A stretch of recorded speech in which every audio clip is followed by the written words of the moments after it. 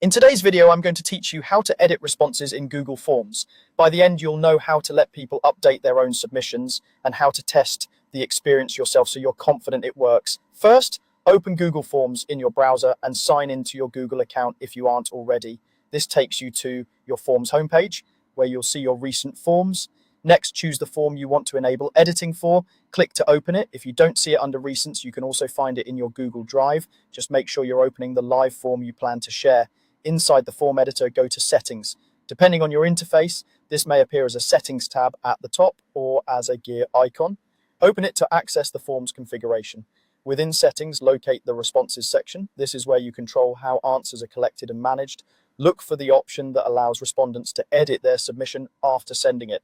Now, allow response editing. Turning this on means that after someone submits the form, they'll get an option to go back and change their answers. Keep in mind, edits update the original response rather than creating a new one, which helps keep your data tidy.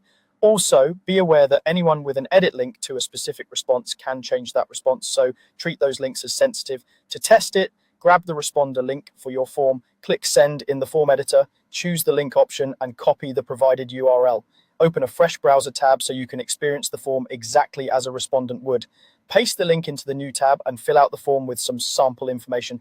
Answer a few questions just as your audience would, and then submit the form to complete the test.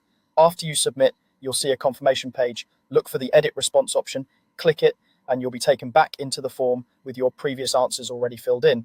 Make a change or two, perhaps adjust a text answer or switch a multiple choice selection, then submit again to save the edits. As a tip, if respondents plan to make changes later, remind them to bookmark the edit page or keep the confirmation screen open so they don't lose the unique edit link. That's it. You've enabled response editing, shared the form link, tested a submission, and confirmed that the edit response flow works end to end. Thanks for watching and happy form building.